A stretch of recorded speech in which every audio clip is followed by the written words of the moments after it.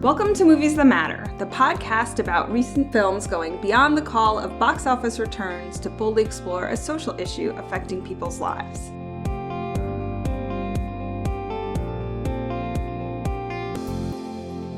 I'm Nicole Fenari, and with me today is... Lexy. Hey Lexy, what movie are we overanalyzing this week? Hustlers. Directed by Lorene Scafaria and based on New York Magazine's 2015 article, The Hustlers at Scores by Jessica Pressler, the plot follows a crew of strippers in New York City, led by Jennifer Lopez and Constance Wu, who begin to steal money by drugging their Wall Street guys who visit their club. So, what did you think? I liked parts of it, but overall, I thought it was just okay. And I'm wondering if I'm coming at a place similar to where you were with The Farewell, where I read the Jessica Pressler article before I saw the movie, and that article was very sharp in my opinion. It had a good sort of flow to it, and I really enjoyed reading the article. I wonder if certain differences between how the article was structured versus how the movie was structured, even though the movie was pretty faithful, made me think it was meh overall. Okay. What did you think? I really liked it. So I didn't read the movie and didn't read the article until after I saw the movie, and we'll post it in the show notes for anyone who wants to catch up. I thought, I think, and we'll get into some of the pros and the cons of the movie. But overall, I enjoyed it while it was happening. I thought the third act dragged for sure. I was starting to get bored, and I often feel there's always some sort of montage or scene where women have made it and then they go shopping, and it's just getting really old. And I keep, especially with all these women in crime movies, it just keeps coming up over and over and over again, and it's getting tired. The bling and the fancy clothes, I just don't need a scene of people shopping. Yeah, you should have some of that because it is good to show their rise to success. The Christmas scene, I think, would have been sufficient. Yeah, sufficient. Yes. I will say, a lot of the buzz is about Jennifer Lopez, and I felt like she came out strong out of the gate. She was in one of my favorite movies, Out of Sight, and it was just her peak performance, and then she hasn't really delivered something of that caliber, and this was just fantastic. Yeah, I did really like her, and going off of what you were saying about it dragging, I think because the article, more focused on the two main women and was, I think, obviously a lot shorter. Mm-hmm. I think because other parts of it dragged, that's also why that also dampened my view of the movie. There's the part where she's going through her get money, Constance Wu is going through her get money list, and she calls one of the guys who had been a regular, I think, at the club, and he's married now. And I thought that scene went on for too long. Yeah. And I think I also thought that while I like Jennifer Lopez more than Constance Wu in this movie, while I think they were both definitely more, I think they put too much time on some of the side characters and then didn't give them good development. Mm-hmm. At least with Keke Palmer's character, while she was, fun in certain scenes, it was very one note about her boyfriend and, how he was going to prison. And I think that was one note, but then if they were going to make it one note, they maybe should have given less time to all of that and focused more on what was happening in the minds of Constance Wu and Jennifer Lopez. That's interesting. I think the thing for me that was the fail was the cut to the interviewer, the cut to Julia Stiles. None of that was really necessary. And I know they were trying to make Constance Wu look back on what had happened, but it didn't add too much to it. I just, those scenes were I don't know. I thought they weren't well woven into the movie overall. I actually disagree on that. Those were I think I actually enjoyed seeing those scenes, partly because it does call back to the original article. And then I think I enjoyed how they sort of inserted it for the first clip that you see it, how you're sort of not expecting it to be there. And then it's like, it just shows up and it's like, oh. And then I loved the editing choice when Constance Wu turns off the recorder and then everything just goes silent. I thought that was like one of the coolest editing choices of the entire movie. I agree. I liked that part too. And it was interesting. So Lorene Scafaria, this is, she has one other movie that she directed apparently. So she talked I listened to a brief interview with her on the podcast, The Gist. And she mentioned she was hired as the writer of the movie, and she wanted to be the director and made it sort of a test reel of like setting like strippers to Chopin. And I want to talk about the music in a second, and to sort of prove that she could handle the work. And I think, there were aspects of the movie that I completely loved.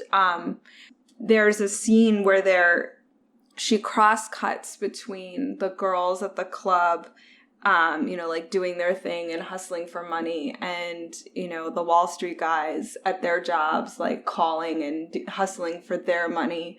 I thought the theme was pretty heavy handed. Like it wasn't a secret, but I thought that was a nice sort of visual of everybody's out here trying to work for their living. And I also enjoyed that. And I think the first section or the first act was one of my favorite parts of the movie. And I wish that Lizzo and Cardi B had almost been substituted for Keke Palmer, Lily Reinhart in the later half of the movie, because I think, at least based on their performance in the first act, I think both of those two actresses and their characters carried enough personality where that would have fit very well in the second half, where they have so much personality that it almost substitutes for development. And so that way you have characters that are interesting to watch. Yeah, interesting to watch, but you can put more of your actual time into focusing on the two main people who actually matter more to this story.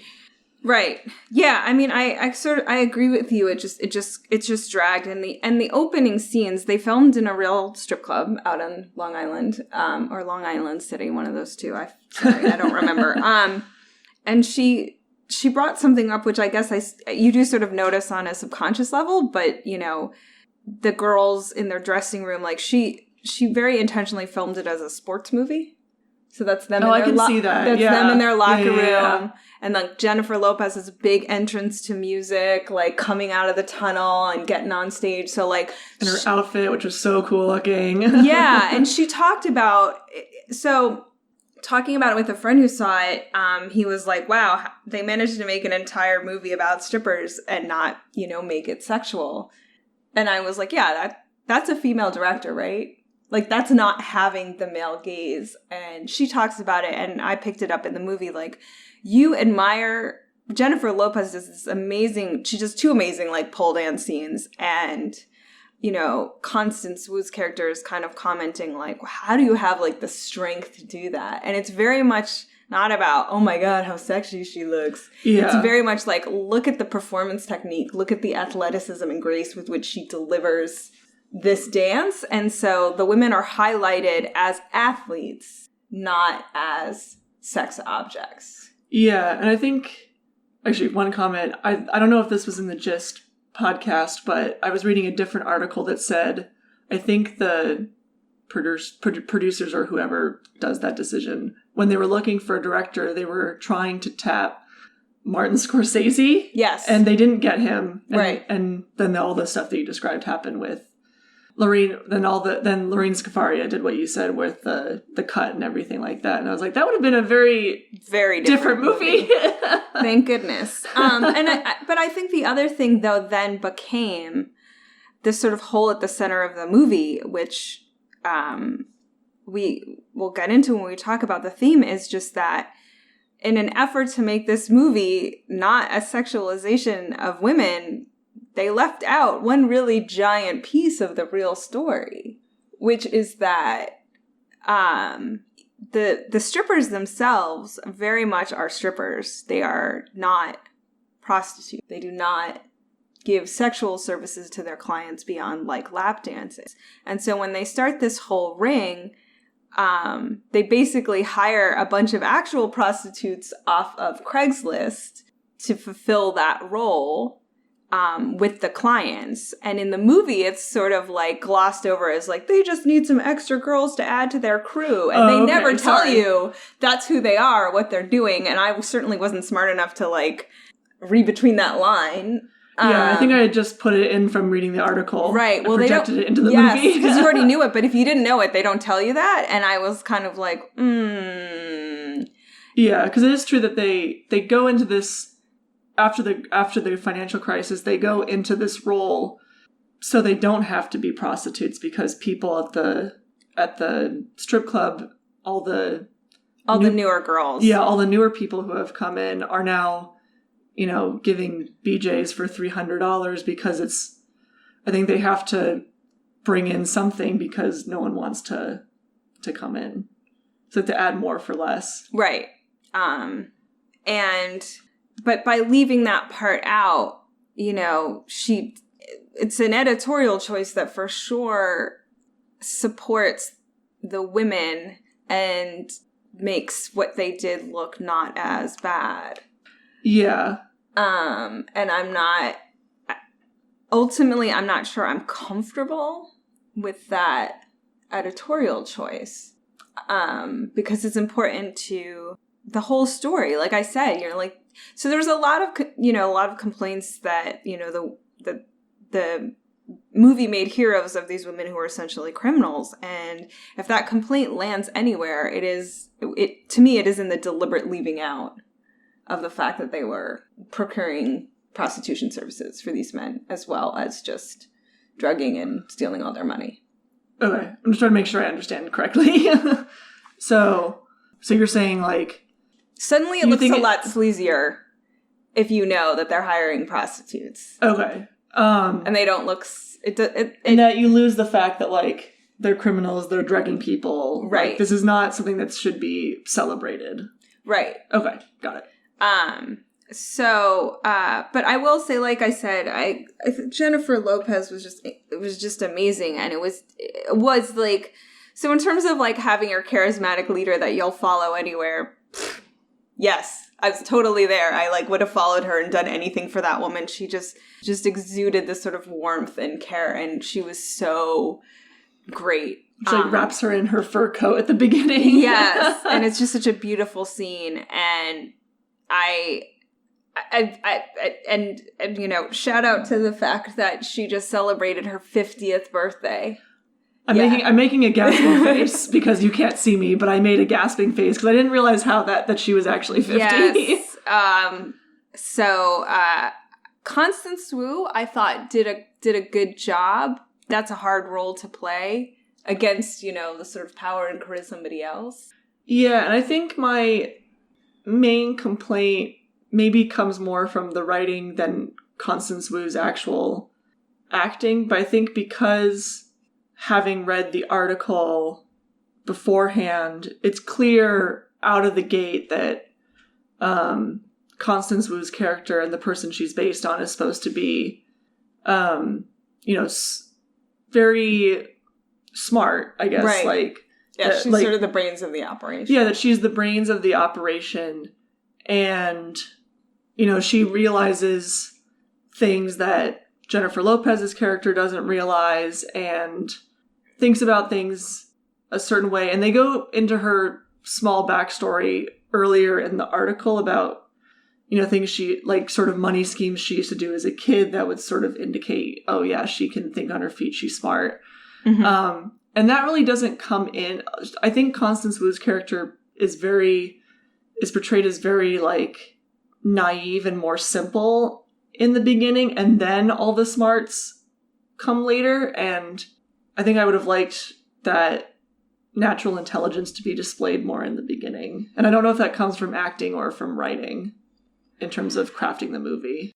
Yeah. So Destiny, Constance Wu character, like, I like shouted out in the movie too. So that scene where left for a coat, like, she comes up to the roof where she knows Jennifer Lopez is going to be, and she clearly needs some help, like, she's sort of graduated up to this, like, Manhattan club from the boroughs, and she is not making any money or getting any clients, and she realizes she needs help, so she goes up to, like, smoke a cigarette on the roof, basically, to bump into Ramona, Jennifer Lopez's character, when it's clear, like, she doesn't smoke, and it was all a setup. And there's, so she comes up, and she's like, she plays this sort of pitiful waif so that Ramona will wrap her in her fur coat and then offer to help her. And she sort of has this line of, like, I didn't know you would do that for me, or something along those lines of, like, and you're like, and I just was like, yeah, you did. Like, the whole point of the scene... Maybe I just didn't catch that. The whole point of the scene was the manipulation to get her to help her, like, so... I knew she was going up to, like, get help, but I guess I just didn't catch on to, like, that it was that manipulative. Maybe I'm just, like, it went over my head. Well, but that's the thing, like, if that's what she was aiming for, you would have had this sort of shot of her, like, sort of sitting back, like, self-satisfied. Yeah. Like, and so they don't know she didn't really know how to play her as either naive or the brains of this criminal operation, or, I agree, like, there was a sort of hole at the center of her as to, like, why her character motivations. And again, there seemed to be, I think it's a legitimate criticism, is it seemed to be too much sympathy for what they had done and not wanting to make her look like the cold, calculating criminal that she probably was. Yeah, I mean, I agree. Yeah, I can see that. So, I loved the soundtrack. I thought it was hilariously on the nose that, like, Fiona Apple's Criminal is what's playing when Ramona does her big dance scene, Jennifer Lopez's character. Apparently the Chopin was chosen because those are the most difficult things to play on the piano. And again, to sort of sonically tie the athleticism and the artistry that you need to be able to play those Chopin etudes and match to the dancers. I didn't think it worked particularly well. Like, it was randomly, like, modern music, piano music. Yeah, I really all the modern music I really enjoyed being placed in the movie. And the costumes I thought were really fun. Yeah. I agree. To look at. Overall, I would say I enjoyed watching it just for sort of the performances. Oh, and I'm probably, this is the type of visual stuff that I notice, and I'm the only one. So throwing it out there for you, I'm like, okay, so Jennifer Lopez was on a box the entire movie. Because I kept... When they're not showing her feet? Yeah, so she kind of towers over all the other women. And I was like, I kept thinking, like, I didn't think Constance Wu was that short. Is she really that short? I know Jennifer Lopez isn't that tall. And I looked it up. They're both about 5'4", which means they deliberately put Jennifer Lopez... That's a good choice, then. In, like, taller heels or whatever. Yeah. To, like, and make Constance Wu's character, Destiny, like, the smaller, naiver, waif character. Bring me under your wing. Yeah. So I thought that was an interesting, like, small directorial technique. So, again, overall, I would say, like, I enjoyed it while I was watching it. I found the third act to drag a bit when they're sort of deep in their crime and she's getting frustrated with how Ramona's running the ring. It was like, okay, cut to the end. We know you're going to get caught. But overall, I enjoyed it. Yeah, and it's an interesting story, and sorry, I guess repeating what I said at the beginning. I think my view of it was partially dampened by the stuff we talked about, and then the fact that I'd read the article beforehand, and maybe the fact that I was trying to evaluate it for this podcast. Yeah, I mean, you kind of can't sit back and enjoy it in quite the same way. So one of the things the movie did in being more sympathetic to the women is she draws this very direct parallel between the Wall Street guys, the investment bankers, the hedge funds owners, all these people who basically built a whole bunch of money out of the economy and caused it to crash. And these women, drugging these same men more or less and bilking them out of money and lying to them about how it happened. And she's very much trying to make the parallel between, the financial crime that Wall Street played on all of us and the, crime that these women are doing. Before we recorded, I did ask you one question if you had seen the movie Widows. Oh, yeah, you did. And the theme, very much resonated to me back to Widows, because the theme of Widows was, there are these two Black men trying to get into politics, and their thinking is when the white men are corrupt and commit crime, they gain great public stature and everybody thinks they're great.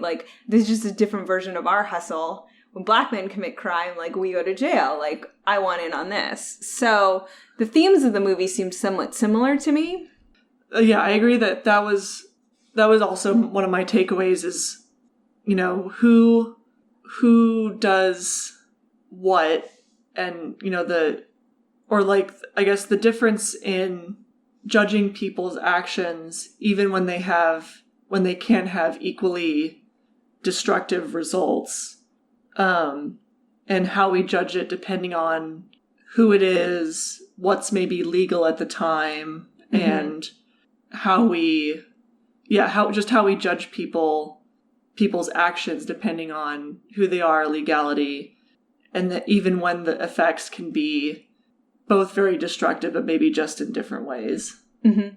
So one thing that I was thinking about in particular, real life instances, is so Cardi B, who's also in this film, which I think is very interesting, because before she got really famous, she also used to be, I think, also a stripper. Mm-hmm. And one story that came out, it was maybe 3-4 months ago at this point, definitely this year, it came out that she also actually used to, drug and rob men because she needed to do in her words, she needed to do what she needed to do to survive. And there was a lot of backlash against it. I don't think it's really affected her career in any way, but there was a lot of at least initial backlash. Mm-hmm. And so I guess I'll draw sort of two. So one of the comparisons that people were making online that I saw was, okay, why are we sort of canceling Bill Cosby, but not canceling Cardi B? And the argument against that was Bill Cosby is coming from a place of power. Right. And using his power to do these destructive things, like sexually assaulting women, while, yes, what Cardi B did was obviously not good. She didn't have power. And she was only doing what she was doing because she didn't, have financial stability, I'm assuming. And that's why she needed to do it. And then sort of a similar comparison with R. Kelly. And then in terms of my own comparison, I was thinking about that football players, there's a lot of different instances you can point to of football players who are violent, abusive, mm-hmm. whatever, but I wouldn't say people like them, but you don't always see the same uproar against football players that you do against Cardi B, and possibly that's because, they're providing a service to you, potentially, of giving you entertainment and mm-hmm. letting you watch a fun game of football on Sunday or whatever. So I was thinking about those instances in particular in terms of coming out from the movie. Because, yeah, it is a weird movie to make. And partly why I think I also liked the article a little bit more is because in the article, it was more of telling the story, mm-hmm. which you can do more easily in an article. But when you have to make a movie, you do have to sort of, depending on the style of the movie, you do have to make sympathetic characters. And that can get in a very weird territory with a subject that's like this when you have people who are drugging and robbing people, but they're also your main characters. Yeah, and, you know, the fact that they even considered using Martin Scorsese sort of, I get it, we're having our women in crime in film moment. We talked about this before, I don't want to rehash old territory. There's been plenty of men in crime movies, like, where they were all glorified and everybody thinks they look so cool because they're in the mafia, like, so suddenly when it's women, it's wrong, like, but yeah. I think both Widows and this movie were trying to get at something more fundamental. That systemically, when white men commit a crime and take and steal money from people, we blame the victims, right? Who did we bail out? We bailed out the banks and the bankers. We didn't help anybody, like, re-get their home when it got foreclosed on, right? And a lot of the narrative was, well, they shouldn't have signed those stupid loans. Yeah, it's sort of like what they did, what the Wall Street people did was technically legal. Right. But it still caused the collapse of our financial system and put a lot of people out of their homes. I mean, some of it was not legal in terms of, you know, you do actually have to have paperwork to back up those loans, which they didn't have. Yes, that is true. But regardless, it's in a more traditional job setting versus like being a stripper or something like that. Right. And so it was definitely unethical and at times illegal. And, you know, but when, you know, powerful white men do it, fine. But when anybody else tries to get in on the hustle, they're, you know, we feel very differently and we throw the book at them, although these women got away with basically a slap on the wrist, which is pretty funny because the vast majority of men wouldn't speak out against the behavior, which I thought was like my favorite part of this whole thing is like the men were too embarrassed to say anything. Yeah, and I thought it was so interesting that you have this movie where men are coming forward with some of them were definitely embarrassed, but you did have some men coming forward to the police, you know, with their allegations of the crimes that had been committed on them, and then the police are not believing them. Yeah, and I was like, typically, like, this is the story with women who come forward with rape allegations and the police don't believe them. And you literally see in this movie a guy calling to report what had happened to him and the cop just hangs up the phone. And I'm like, wow, you don't see this every day. Yeah. And so, you know, getting into the broader context of sex work, we read this like quick brief study that was sort of a structured interview that a group in the UK had done when they were talking about changing the criminal sanctions for prostitution and for brothels in the UK, and a group of sort of trade association for the sex workers commissioned this study to interview women about the nature of their work, and whether or not, you know, sex work is exploitation. And sort of what came out of the study, and it wasn't very scientific, there were only 16 women interviewed. And I read that and I was like, you know, we both come from stats backgrounds. We're like, only 16 people? You had literally one person in every type of job. This is not a good sample. It's not, but at the same time, I then read 2 days later something in, I believe it was in Vox, on how home care workers are so critically underpaid and they burn out, and it's becoming a real issue because we need more and more home care workers. So yeah, and to the study's credit, the one that Nicole sent me was,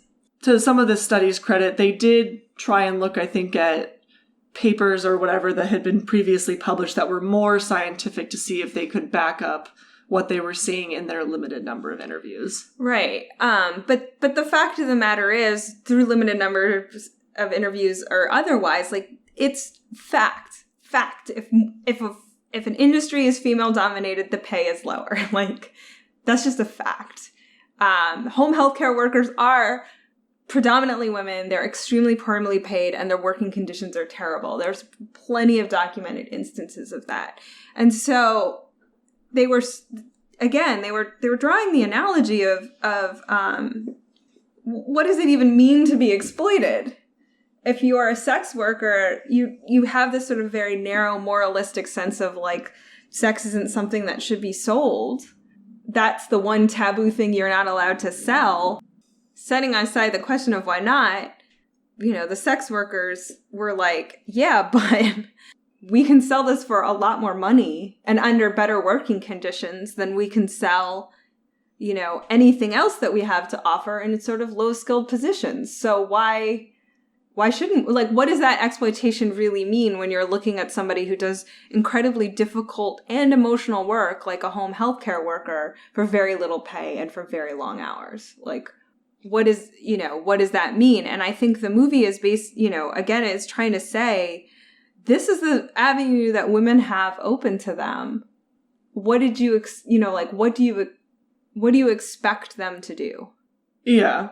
I think about that also with home healthcare workers, with housekeepers or whatnot. They do they do a more physically demanding job than like you or I do sitting in an office, but because it is considered low skilled, they're paid less, even though they're putting in a lot of work. And it's just, unfortunately, it's the way the market works, and sort of the question of how you monetarily value the different type of work people do. Yeah, and women have been our own worst enemies on this front as well. It's been a long battle for feminists to start to accept sex workers. And there's I'll post a link to this too. The podcast Criminal did a good 3-part series looking at different sex workers. One, a trans worker, a trans woman, one at the Bunny Ranch outside Las Vegas. Oh, yeah. And one's just sort of more of a call girl. And, women should be believed. And a lot of the women who are in the sex work industry say, I don't feel exploited. I don't have a problem with this. I chose this job willingly. I make a good income. Stop telling me that I'm exploited. Stop telling me that this is the wrong thing for me to be doing. I'm fine. Yeah, and this movie definitely, I think there were some patrons that would whisper, oh, tell me about your dad. But the movie in no way supported that narrative otherwise. They were coming in because, they felt like they didn't have another avenue to make as much money, but they were doing it because they did make good money. Yeah, they were doing it because they saw it as an opportunity to make good money, because they didn't see they could make the same amount of money in other avenues. It was a strategic choice, not one because their lives are in shambles because of their dads or right, whatever. And then there's another aspect to the movie.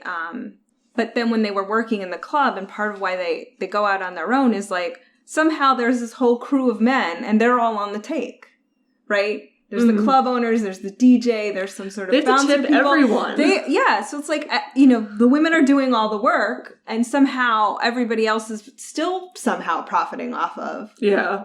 So they still feel exploited in the club atmosphere. Here they are making the club all this money, and they get sort of resentful of that relationship. And so look, I can't, I certainly don't want to come across as I'm advocating for the fact that you should just drug people and take their money. But I would be lying if I said that as a woman, there haven't been many times in my life where I haven't used men's own worst instincts against them and felt completely empowered to do so because they were idiots.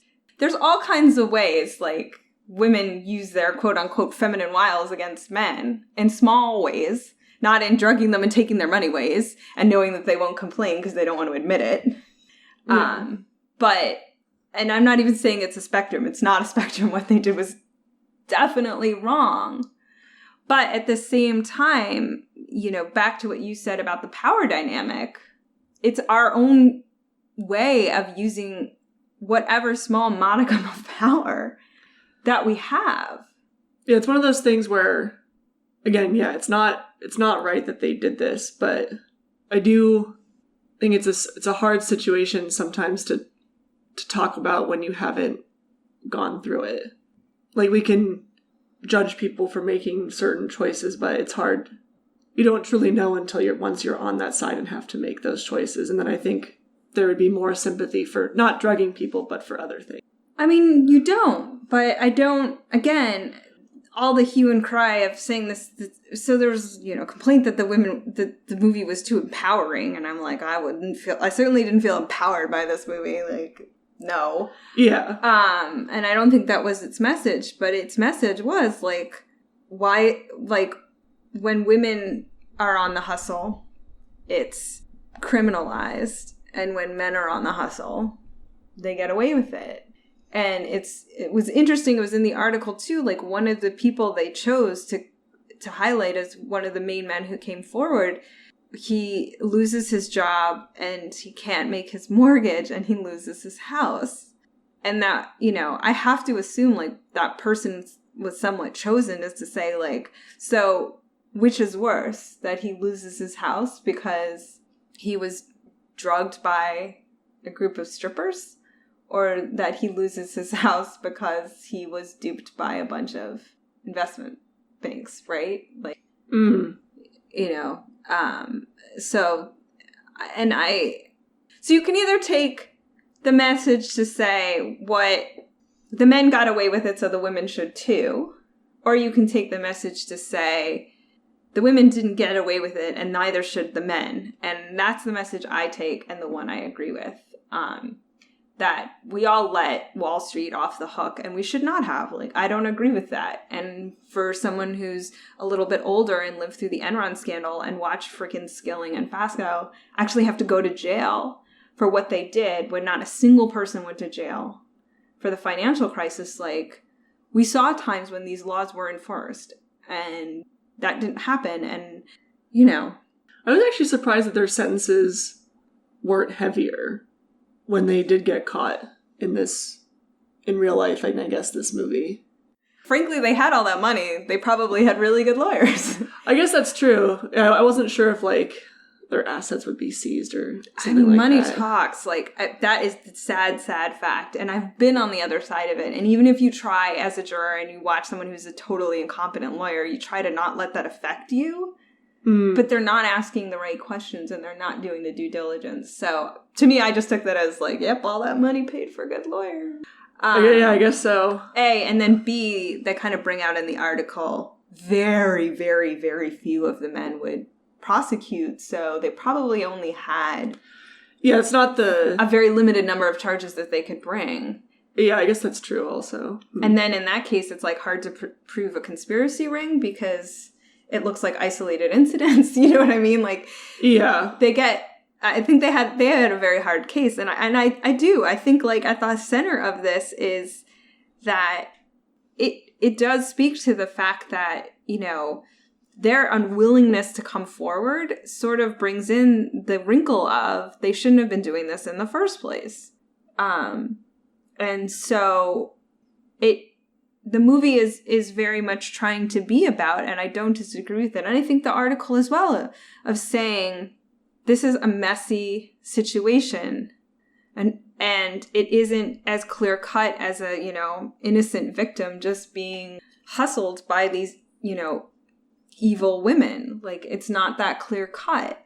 And the fact that there are sex workers and the fact that they're picking prostitutes up off of Craigslist, like all of the different aspects of the story sort of speak to the fact that it's a little bit more nuanced than women, criminal, men, innocent. Like it's not that black and white, and our ability to see how women have to function in this world and how their exploitation and their victimization by men sometimes turns outward and back is, a reality that we have to contend with. And if you don't like it, fine, but you can't pretend that you're not creating a system where women often have no alternative but to do things like that. It doesn't excuse them. They shouldn't have done it. And drugging people is like terrifying and bad. Like that could have gone horribly awry.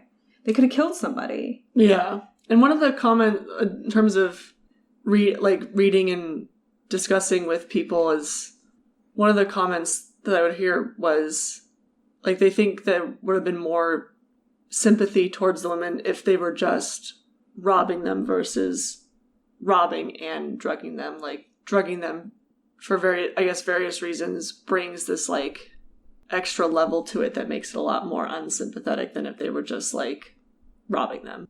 I don't know, just an observation. Yeah, I don't feel that way. You shouldn't rob people. You shouldn't drug people. Both are Well, bad. no, I guess. So it's like compounding the crime. Like you did 2 crimes, you drug them and you robbed them. Sure, I'll give that. Yeah. I don't want to like oversell. Like what they did was wrong, but I think we all exploit each other in all kinds of ways, and the systemic way men exploit us and get away with it really is a lot more problematic to me than the minor way that women exploit men and get away with it, Mm-hmm. Like, those things aren't equal. Yeah. But it's still a fun story to watch. So, sort of wrapping it all up to a social impact score, it's definitely created a lot of conversation and a lot of buzz, I think. There was definitely articles about it was doing well its opening weekend, I think doing well, especially comparatively to the other movies that came out the same weekend. And it got a lot of praise at the Toronto Film Festival, I think it premiered at. It got a lot of praise during that film festival as well. Yeah, and there's a lot of Oscar buzz around Jennifer Lopez as well. So, the whole like the mid-budget adult movie is dead. Like, it's doing pretty well. So yeah. For social impact score, I guess I give it, this is a tough one. I think I'm going to give it a 7. And for reasons of on the one side showing the difficulties of, being a dancer and working in a club and having everybody take money from you and how difficult it is. And on the other side of sort of portraying them as, at least in the beginning before they turn to crime, like tough, competent women who are, performing a skill that they deserve to be remunerated for and not falling into disgusting male gaze of looking at, strippers and dancers and just really refreshing to see like a woman-centered movie. It's directed by a woman. So I'll give it a lot of bonus points for that. Yeah, my gut reaction was an 8, even though I think I liked it a little less, because it's created, I think, a lot of buzz. It's been mostly well received by a lot of different people, and so I think I'll go with an 8. Great. So I'm going to recommend this week a podcast recommended to me called The Oath. It's with Chuck Rosenberg. It's on it's MSNBC, so it is a little bit left-leaning. And it looks at people who are career Department of Justice, either FBI or U.S. attorneys, and talking about their time in the organization. It's just really nice to hear people who believe in government institutions, who are devoted to serving the public, in the dark times where everybody's trying to tear down our democracy. Like, it's inspiring to hear people who ultimately have faith that their worldview will win out. I don't know if I agree with them, but it's certainly nice to think somebody believes it. Yeah. I'll recommend, so I sort of a branch off from our earlier recommendation, Lily Singh, who is a YouTuber now, female late night talk show host. She, this last week from when we're recording, just started doing her late night show on NBC. It's on at 1:35 in the morning if you want to watch it live, or you can DVR it, or there's lots of clips that are being posted to YouTube. And I think some are better than others, but overall I think it's pretty funny and worth a watch. Yeah, go out and support Lily Singh, who, by the way, correction, is not the first ever female talk show host. Of course, we cannot forget the inimitable, the legend, the oft overlooked, even by us, Joan Rivers. Yeah. Definitely first one in a while. Yes. But boy, Joan Rivers never got her due somehow, and me being party to that certainly doesn't feel great. So we hope you enjoyed this episode. If you did, let us know. You can leave a review for us. You can talk to us on Twitter at Movies Matter Pod. We have a Facebook page. We have a website. We'd love to hear from you. And remember, movies matter. And so do you. We'll see you next time.